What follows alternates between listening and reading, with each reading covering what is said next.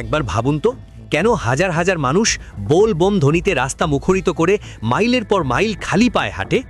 আমরা সবাই জানি তারা যাচ্ছে বাবা তারকনাথের মাথায় জল ঢালতে।